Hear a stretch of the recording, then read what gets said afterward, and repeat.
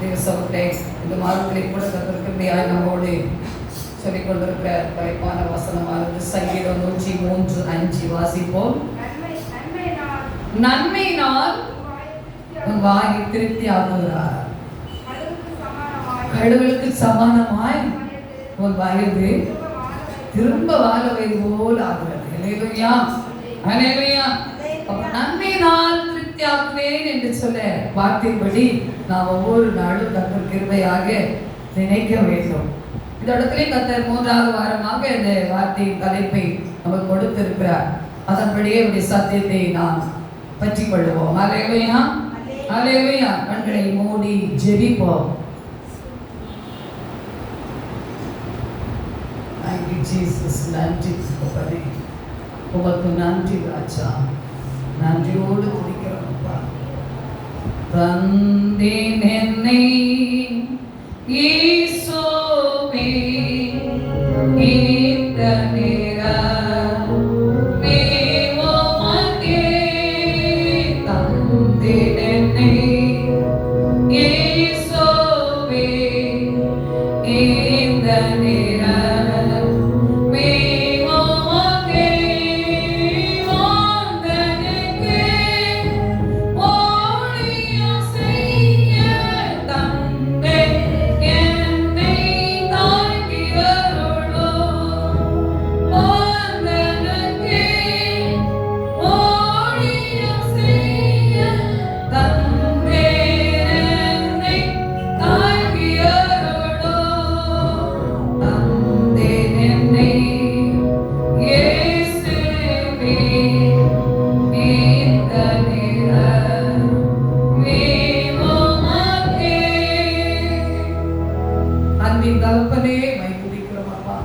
நன்மையினால் உங்களை திருப்தியாக்குவேன் என்று சொன்ன வார்த்தைக்காக நாங்கள் ஜெபிக்கிறோம் அப்பா. எங்களை திருப்தியாக்குற தேவன், எங்களை தினம் தினம் எங்களை போஷித்து திருப்தியாக்குற தேவன், சகலவற்றின் நன்மைக்கு எதுவாக செய்து எங்களை நன்மையினால் நிரப்புகிற தேவன் என்பதை நம்பியிருக்கிறோம் அப்பா. இந்த வார்த்தையின்படி நீர் எங்களோடு பேசுங்க தகப்பனே. வந்திருக்கிற ஒவ்வொரு பிள்ளைகளையும் நினைத்திருக்க, என் காரியங்கள் எப்படி இருக்குமோ, என்னுடைய சூழ்நிலைகள் எப்படி இருக்குமோ என்று சொல்லி பல விதத்திலே சோர்ந்து போய் இருக்கிறார்கள். என் பிள்ளைகளை இன்னும் தேய்ச்சி கொள்வீராக. என் காரியங்களை என் கர்த்தர் எனக்கு நன்மையாகவே செய்வார். அவர் நன்மை செய்வதற்கே என் தேவன் சுற்றி திரிந்தார் அல்லவா. அந்த நன்மைகளை எனக்கு இன்றும் செய்ய அவர் உண்மை உள்ளவர் என்பதை பெற்றுக்கொள்ள உதவி செய்கிறார்.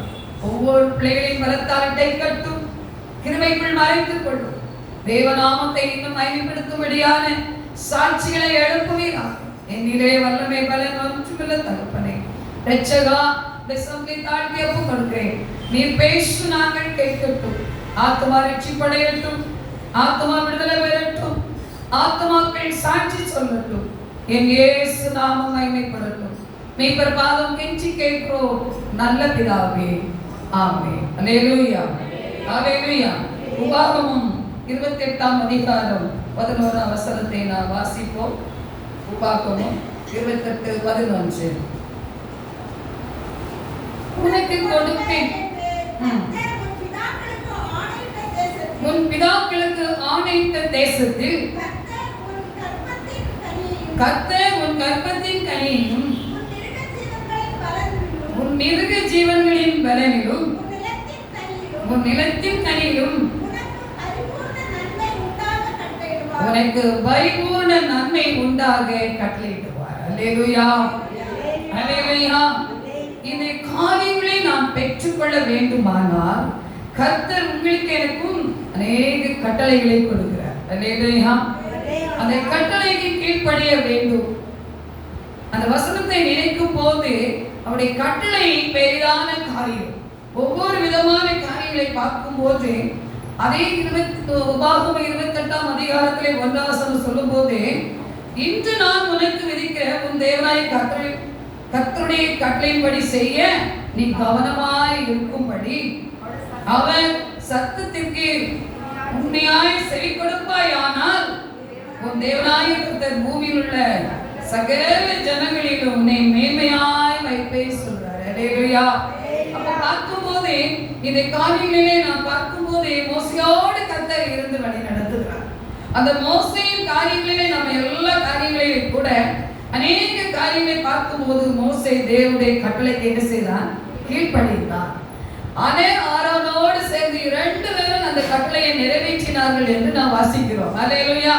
அப்ப இன்னைக்கு நமக்கு என்னென்ன காரியங்களை கொடுக்கிறார் என்பதை நன்மை வரவில்லையே என்று சொல்லி, என்னை திருப்திப்படுத்தவில்லையே என்று சொல்லி அங்கலாய்த்து சிதறிக்கொண்டு இருக்கலாம், கலங்கி கொண்டு இருக்கலாம்.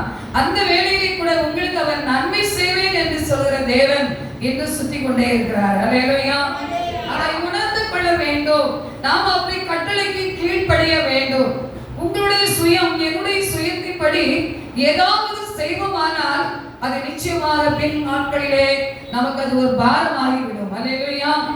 அந்த பின் மாறி கலந்து போகும்போது அது வரும் நாட்களில் அது பாரமாகி போய்விடும். அதனால இந்த நாட்களில் உங்களுக்கு என்ன கட்டளை கொடுத்திருக்கிறாரோ அந்த கட்டளையை நீங்கள் கீழ்ப்படிய வேண்டும். கர்த்தருடைய வசனம் சொல்றது போல விதமான பிசாசு எப்படி போவதா? தன்னுடைய உபாசத்தினாலே. அல்லேலூயா. அப்ப சிலர் சொல்லுவாங்க, இனி உபாசம் போடக்கூடிய காலம் அல்ல, என்னுடைய சரீரமே ஒரே பலவீனம் ஆகிவிட்டது, நான் எப்படி உபாசிப்பேன் என்று சொன்னார். அந்த பிசாசு ஜெயிக்க வேண்டுமானால் உபவாசம் தேவை. அல்லேலூயா. அந்த பிசாசு ஜெயிக்க வேண்டுமானால் இத்தனை மணி நேரம் ஜெபம் தேவை. இந்த விதமான ஆசீர்வாதம் உங்களுக்கு எனக்கு வர வேண்டுமானால் இத்தனை மணி நேரம் ஜெபம் தேவை என்று சொல்லி ஒவ்வொருக்கும் ஒவ்வொரு கட்டளை உண்டு. அல்லேலூயா. இதை நாம் புரிந்து கொள்ளாதபடி சில சமயங்களிலே நாம் என்ன செய்கிறோம்? சோர்ந்து போய் விடுகிறோம். நான் ஜெபிக்க தான் செய்கிறேன், வாசிக்க தான் செய்கிறேன், உபாசிக்க தான் செய்கிறேன் என்று சொல்லி விடுவோம். அப்படி அல்ல. அதற்கு கொண்ட காரியங்களை கட்டளையை நேர்த்தி செய்யும் போது அவர் நேர்மையாய் நமக்கு நன்மை உண்டாக்குவார். அல்லேலூயா. அவருடைய நன்மை அதைத்தான் நம்மை செயல்படுத்துகிறதா இருக்காம பார்க்கும் போதே பரிபூர்ண நன்மை உண்டாக கட்டளையிடுவார் என்று சொல்லப்பட்டிருக்கிறது. அல்லேலூயா. அல்லேலூயா. அப்போ ஏற்ற காலத்திலே தேசத்துல என்ன செய்யுமா? மழை பெய்யும். நீ கையிட்டு செய்யும் வேலைகளெல்லாம் ஆசீர்வதிக்கவும் கர்த்தருக்கு தமது நல்ல பொக்கிஷம் சாலையாகிய வானத்தை திறப்பார் என்று சொல்லப்பட்டிருக்கிறது. அல்லேலூயா. நீ அநேக ஜாதிகளுக்கு என்ன செய்வாய்? கடன் கொடுப்பாய், நீயும் கடன் வாங்காது இருப்பாய் என்று சொல்ல. அப்ப நல்ல ஒரு பொக்கிஷத்தை உங்களுக்கு எனக்கு அவர் வச்சிருக்கிறார். கிறிஸ்துவுக்குள் பிரியமானவரே, அது பெற்றுக்கொள்ள வேண்டியது உங்களுடைய என்னுடைய கடமையா இருக்கிறது. எனக்கு ஏன் இந்த பொக்கிஷம் கிடைக்கல என்று நினைக்கிறீங்களா? அதற்கு தான் தேவன் என்ன சொல்கிறார்? நீ உபவாசத்தை நாட்களை தெரிந்து கொள்ளு. அல்லேலூயா.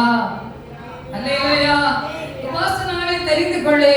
உபவாச நாளை நீ முடியாது என்று சொல்லாதே. ஒரு வேளையாவது காலை முதல் இருந்து 2 மணி வரைக்கும் காணப்பட்டு நீ ஜெபித்து உன் கடமையை செய். கர்த்தர் நன்மை உண்டு பண்ணுவார். ஆமென். அல்லேலூயா. ஒரு நாட்களில் நாம் காலை முதல் சாயங்காலம் 6 மணி வரைக்கும் இருந்தது உண்டு, இல்லை என்று சொல்லவில்லை. 6 மணிக்கு தான் அடுத்த ஆகாரத்தை புசிப்போம். இன்றைக்கு சில சூழ்நிலையின் மத்தியில என்ன செய்து விடுகிறோம்? 2 மணி 3 மணிக்கெல்லாம் என்ன செய்கிறோம்? சாப்பிட்டு விடுகிறோம். ஆனா நம்முடைய காரியத்துக்கும் சிறு வயதில் இருக்கிறவங்களுக்கும் வித்தியாசம் உண்டு. ஆனா இன்னைக்கு சிறு வயதில் இருக்கிறவங்களுக்கு முழுதுமா என்ன செய்ய முடியல? சொல்லுங்கள, இருக்க முடியல. அப்படிப்பட்ட ஒரு சோதனைக்குள் பிசாசானவன் வஞ்சிக்கிறான். ஏனென்றால் அப்படிப்பட்ட இவளை விட்டு விட்டால் இவள் நன்மை பெற்றுக் கொள்வாள். இவள் என்ன செய்திருவாள்? பூரணமான ஒரு பெரிய காரியங்களை என்ன செய்வார்? தேவனுடைய சமூகத்தில் ஒரு நல்ல பொக்கிஷத்தை பெற்றுக் கொள்வான்னு யாருக்கு தெரியும்? அந்த சாத்தானுக்கும் தெரியும், அந்த விசுவாசுக்கும் தெரியும். அதைதான் கர்த்தர் சாத்தான விட வேண்டாம்.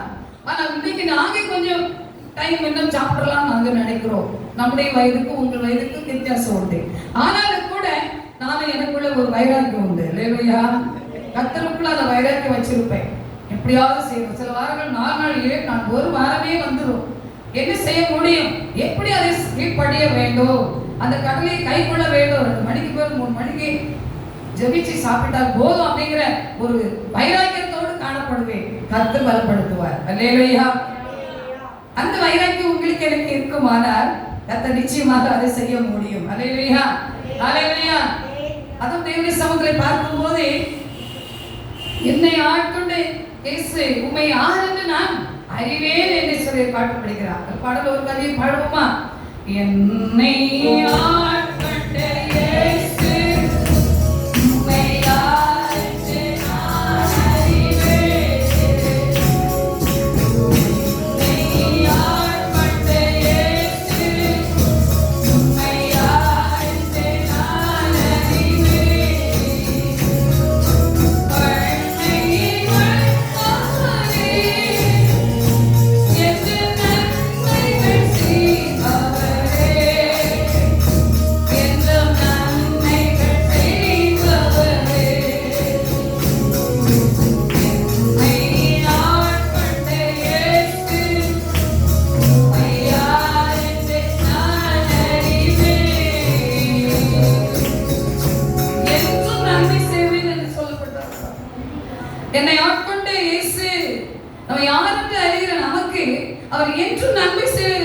கர்த்தர் பாடியிருக்கிறார்.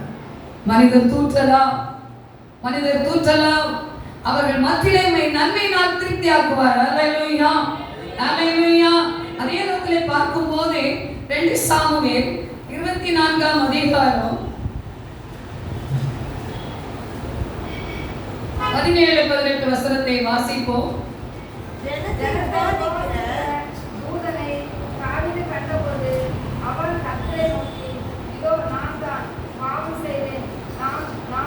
மன்னிக்கவும், 1 சாமுவேல் 24:17. தாவீதை பார்த்து, நீ என்னை பார்க்கிலும் நீதிமான், நீ எனக்கு நன்மை செய்தாய், நானும் உனக்கு தீமை செய்தேன். நீ எனக்கு நன்மை செய்ததை இன்று விளங்க பண்ணினாய். கர்த்தர் என்னை உன் கையில் ஒப்புக் கொடுத்திருந்தும் நீ என்னை கொண்டு போடவில்லை. அல்லேலூயா. இந்த காரியங்களை பார்க்கும்போது தாவீது குறித்தை நம்ம பார்க்கிறோம். அந்த இடத்திலே பார்க்கும்போது தாவீதை பார்த்து, நீ என்னை பார்க்கிறோம் நீதிமான், நீ எனக்கு நன்மை செய்தாய், நானும் உனக்கு தீமை செய்தேன் என்று தாவீது குறித்து சவுலை குறித்து பார்க்கிறோம். அல்லேலூயா. அப்படிப்பட்ட காரியங்களை பார்க்கும்போது நமக்கு அநேக தீமைகள் கடந்து வரலாம். ஆனால் நாம் எந்த விதத்திலேயாவது நன்மை செய்யவே ஓடணும். அல்லேலூயா. ஒவ்வொரு ஜனங்களுக்காக, ஒவ்வொரு காரியங்களுக்காக ஏதாவது நான் செய்ய வேண்டும் என்பதே உங்களுக்குள் எனக்கு இருக்க வேண்டும். அந்த நன்மை இதை பார்க்கும்போது, நீ என்னை பார்க்கிலும் நீதிமான், நீ எனக்கு நன்மை செய்தாய், நான் உனக்கு தீமை செய்தேன் என்று சொல்றா பாருங்க. 8ஆம் வசனம் சொல்றது, 18ஆம் வசனம், நீ எனக்கு நன்மை செய்ததை இன்றும் விளங்க பண்ணினாய். கர்த்தர் என்னை உன் கையில ஒப்பு கொடுத்து இருந்தும் நீ என்ன செய்யல. அல்லேலூயா, அல்லேலூயா. அப்ப குற்றப்பாடல்களை இட்டுக்கட்ட சூழ்நிலை மத்தியில் இந்த உலகத்திலே நாமும் கூட வாழ்கிறோம். அந்த வாழ்க்கையிலே ஓடிக்கொண்டிருக்கிற நாமும் கூட தேவ சமூகத்தில் இன்னும் நன்மை செய்யறதா இருக்கணும். உங்களுக்கு ஒருத்தர் தீமையா இருக்கலாம், சொல்லாத வார்த்தை சொல்லி இருக்கலாம், செய்யாத காரியத்தை செய்தான் என்று சொல்லி இருக்கலாம். அதை எல்லாவற்றையும் மறந்துவிட்டு என் தேவன் பார்த்துக் கொள்வார். அவர் எனக்கு நன்மை செய்யவே என்னோடு கூட இருக்கிறார். அதை அவர் செய்து முடிப்பார். அல்லேலூயா. இதைத்தான் நம்முடைய சத்தியத்தை அறிந்து கொள்ள வேண்டும். உடைய வார்த்தையால் சொல்லப்பட்டிருக்கிறது, என்னை உன் கையில ஒப்பு கொடுத்து இருந்தும் நீ என்ன செய்யல, கொன்று பாடவில்லை. அல்லேலூயா. இப்படிப்பட்ட சந்தர்ப்பமான சூழ்நிலையிலே கூட உங்களை என்னை கர்த்தர் என்ன செய்திருப்பார், விடுவித்து இருப்பார், நன்மை உண்டாக்கி இருப்பார். அப்படி வசனம் சொல்லப்படுகிறது. அடுத்த 19ஆம் வசனத்தை கூட நாம் வாசிப்போம். ஒருவன் தன் மாற்றானை கண்டுபிடித்தார், அவனை சுகமே போகிவிடுவானோ என்று நீ எனக்கு செய்த நன்மைக்காக கர்த்தர் உனக்கு நன்மை செய்வாராக. அல்லேலூயா. நன்மை செய்வதே நமக்கு பாக்கியமான காரியம். அல்லேலூயா. கர்த்தர் உனக்கு நன்மை செய்வார். நீ எனக்கு நன்மை செய்ததாலே கர்த்தர் உனக்கு நன்மை செய்வார். இன்னைக்கு நம்முடைய வழி என்ன? நம்மளுடைய கோபம் எப்படி இருக்கிறது? என்னுடைய கோபம் எப்படி இருக்கிறது? முறுக்கம் எப்படி இருக்கிறது? பல விதத்தில் நாம் சிந்திக்கிறோம், பல விதத்தில் எண்ணுகிறோம். அந்த கோபங்களை, முறுக்கங்களை விட்டு நாமும் நன்மை செய்யவே தேவனை நோக்கி பார்க்க வேண்டும். சிரமங்கள் வரலாம், சிறுமைகள் வரலாம், எளிமையின் சோதனைகள் வரலாம். அதன் மத்தியிலே ஒரு மன ரம்மியமாக தேவனுடைக்குள்ளே கடந்து வரும்போது அவர் நன்மை செய்யவே என்ன செய்வாரா? கர்த்தர் உனக்கு நன்மை செய்வாராக. அல்லேலூயா. திருப்தியாக வேண்டும். அவர் திருப்தி செய்கிறவரார். அந்த நன்மை கடந்து வரும்போதே உங்களுக்குள் எனக்கு திருப்தி ஆகும். அதைதான் நம்ம எல்லாரும் பெற்றுக்கொண்டு இருக்கிறோம். ஒரு நன்மை வராதா, ஒரு காரியம் நடக்கலையே, அதான் அவருடைய கட்டளைக்கு முதலாவது சொல்லுது, கீழ்ப்படிய வேண்டும். இரண்டாவது பார்க்கும் போது எந்த விதத்திலான காரியங்களை சொல்லி முடியாத காரியங்கள் காணப்பட்டாலும் அந்த தாவீதின் காரியங்களை பார்க்கும் போது தேவன் அந்த காரியங்களை கூட இருந்து என்ன செய்தார்? அவர்களை விடுவித்தார், காப்பாற்றினார், நன்மை உண்டாயிற்று. ஹல்லேலூயா. அதே தேவன் என்றும் நம் மத்தியிலே இருக்கிறார். ஹல்லேலூயா. கர்த்தர் நிச்சயமாக நம்மை என்ன செய்வார்? நடத்துவார். ஹல்லேலூயா. அடைக்கலமே ஓமதடிமை நானே,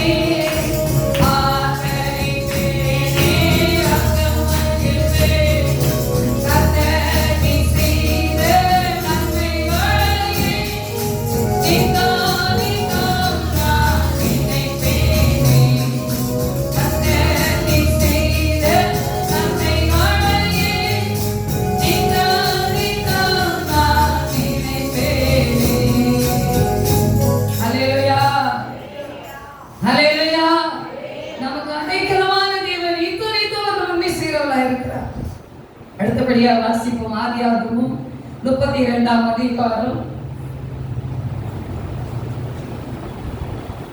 9ஆம் வசனத்திலே பின்பாக வாசிப்போம். ஆதியாகமம் 32:9 நடுவாக வாசிப்போம். உன் தேசத்துக்கு உன் இனத்தாரிடத்துக்கு திரும்பி போ, உனக்கு நன்மை செய்வேன் என்று என்னுடனே சொன்னிருக்கிற கர்த்தாவே அடியேனுக்கு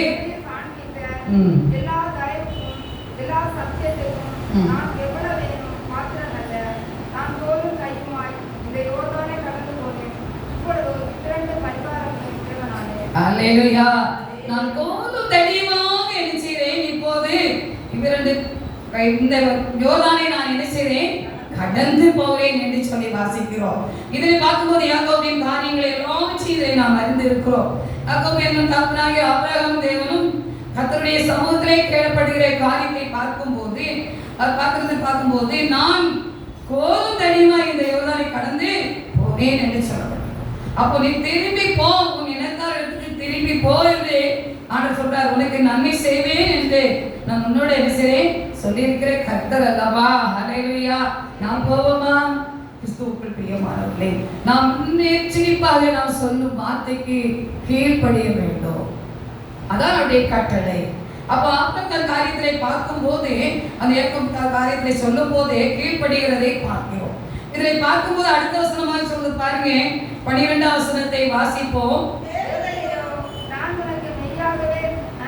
தேவரீர் நான் உனக்கு மெய்யாகவே நன்மை செய்து உன் சந்ததியை எண்ணி முடியாத கடற்கரை மணலை போல மிகவும் பெருகப்படுவேன் என்று சொன்னீரே என்றார். அல்லேலூயா.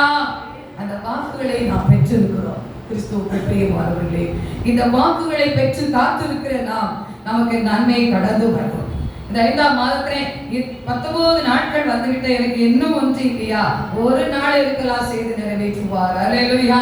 நமக்கு சாட்சி சொல்லலாம், அநேக சாட்சி சொல்லலாம், நிறைய காரியங்கள் உண்டு.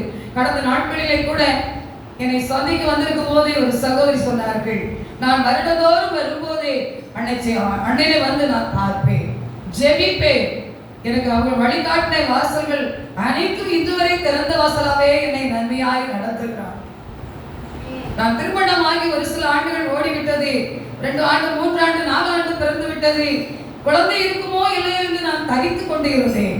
அன்போடு சொன்னார், ஏன் கலங்குறா, உனக்கு 4 பிள்ளைகள் தருவேன் என்று சொன்னார். அல்லேலூயா. அதை சொன்ன அன்னைக்கு சொல்லி அப்படியே கண்ணீர் விட்டாள். நான் வருஷத்தோடு வரும்போது சந்திப்பேன், 5 கிராமெல்லாம் வருவதே இல்லை. நான் அன்றைக்கு அவங்க அடக்காலரை வந்திருக்கும் போது இந்த சாட்சி கூட சொல்லலாமா என்று நான் ரொம்ப வாட்சியா நின்றேன். ஆனா நேரம் ஆயிருமோ, உங்களுக்கு தரமாட்டாங்களோன்னு நான் ஒதுங்கி நின்றேன் என்று சொன்னாள். அல்லேலூயா. அப்ப கர்த்தர் அவளுக்கு 4 பிள்ளைகளை தருவேன்னு சொன்னாராம். இன்றைக்கு 4 பிள்ளைகள் ஆண்டவர் கொடுத்து கர்த்தர் என்ன செய்து கொண்டு இருக்கிறார், நடத்தி கொண்டு இருக்கிறார். 2 பெண் பிள்ளைகளுக்கு கல்யாணம் ஆகிவிட்டது. அல்லேலூயா. பேர் பிள்ளை வைத்திருக்கிறார்கள். அடுத்தபடியாக இப்பொழுது மகனுக்கு திருமணத்துக்கு பார்த்துட்டு இருப்பேன், நீங்க ஜெபிச்சு கொள்ளுங்க என்று சொல்லி, அண்ணி எனக்காக ஜெபித்து கொள்ளுங்க என்று சொல்லி ஒரு சிறு காணிக்கை கொடுத்து இதை அந்த கட்டடத்துக்கு செய்து கொள்ளுங்க அப்படின்னு சொல்லி கொடுத்து போனாங்க. அல்லேலூயா. அல்லேலூயா. பாருங்க, அவருடைய வார்த்தை உண்மை உள்ளதை. கிறிஸ்துவுக்குள் பிரியமானவர்களே, அந்த வார்த்தை நீங்கள் நாங்கள் பெற்றிருக்கிறோம். எப்படி நம்புறீங்க, விசுவாசிக்கிறீங்க?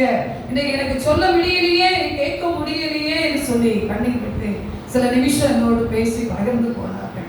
அப்ப பாருங்க, ஆண்டவரே, ஒரு குழந்தை இல்ல, ஒருவே இல்ல, சும்மா இருக்கிற மகளுக்கு சதாரண 4 குழந்தை தருவேன்னு சொன்னா நிறைவேற்றுவது எவ்வளவு பெரிய அதிசயம் பாருங்க. இப்படிப்பட்ட அதிசயங்களை நமக்கு இன்று அவர் செய்ய உண்மை உள்ளவராய் இருக்கிறார். ஜெபமே ஜெயம் ஊழியத்துல. ஹல்லேலூயா. ஹல்லேலூயா. அவருடையது, இது அவருடைய ஊழியம். நாம் யோகோபித்து வந்து காத்திருப்பது, கட்டளை கீழ்ப்படிவது, உபவாசிப்பது, ஜெபிப்பது நம்முடைய கடமையா இருக்க வேண்டும். அவர் நன்மைகளை நமக்கு போசிப்பாக தந்து நம்மை திருப்திப்படுத்துவார். அல்லேலூயா. அவருடைய நன்மை நம்மை கடந்து வரும். அவருடைய வசனம் தான் சொல்லப்பட்டிருக்கிறது. அவருடைய வார்த்தைக்கு நாம் என்ன செய்ய வேண்டும், கீழ்ப்படிய வேண்டும். கிறிஸ்துவுக்குள் பிரியமானவர்களே, ஒவ்வொரு நாளும் அவருடைய வார்த்தையின்படி கடந்து வரும்போது கர்த்தர் நன்மை செய்து நம்ம எண்ணி முடியாத கடற்கரை மணலை போல மிகவும் பெருக பண்ணி நம்ம என்ன செய்வாரா, சொன்னேனே என்று சொன்ன கர்த்தை நமக்கு செய்வார். அல்லேலூயா. உங்களையும் ஆசீர்வதிப்பார். கர்ப்பத்தின் கனியா தடையை நீக்குவார். நன்மை உண்டாகும். நீ விசுவாசித்தால் தேவனுடைய மகிமையை காண்பார். சில காரியம் இருக்கிறது, குடும்பமாய் தேட வேண்டியது அவசியம். கர்த்தர் சமூகத்திலே நாம் குடும்பமாய் தேட வேண்டும். நாங்கள் தேடுவோம், சொல்றோம், கேட்கிறோம். நீங்கள் என்ன செய்யணும்? உங்கள் பிள்ளைகளும் குடும்பமாய் தேட வேண்டும். இதே இடத்துல குடும்பமாய் வந்து தேவனிடத்தில் கேட்க வேண்டும். கர்த்தர் வாய்க்க பண்ணுவார். அல்லேலூயா. தடைகளை மாற்றுவார். திருமணமா தடையை மாற்றுவார். நன்மை உண்டாக போகிறது. அல்லேலூயா. நீ விசுவாசத்தோடு கடந்து போ. கர்த்தர் அந்த வார்த்தையின்படி உன்னை அவர் வழிநடத்தி ஆசீர்வதிப்பாராக. பார்க்கும்போதே உன்னை நன்மை நான் திருப்தி ஆக்குவேன் என்று கர்த்தர் சொல்கிறார். அல்லேலூயா, அல்லேலூயா, அல்லேலூயா. பாடலை ஒரு கவியை பாடி நாம் தேவனை பயன்படுத்துவோம்.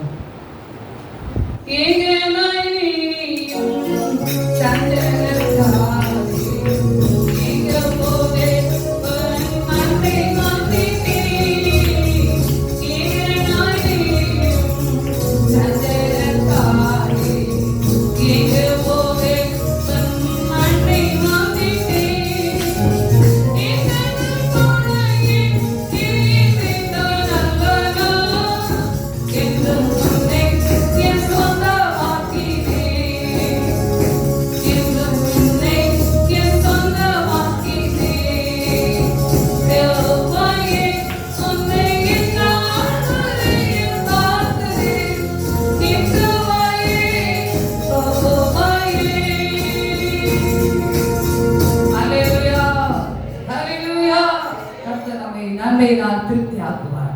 அவரை இன்னும் நாம் அண்டிக் கொள்வோம், வாக்கியத்தை பெற்றுக் கொள்வோம். தேவனுக்கு மகிமை உண்டாவதாக. ஹல்லேலூயா, ஹல்லேலூயா. சந்தோஷமா இருக்கீங்களா? ஹல்லேலூயா. தேவனுக்கு மகிமை உண்டாவதாக. ஆமென்.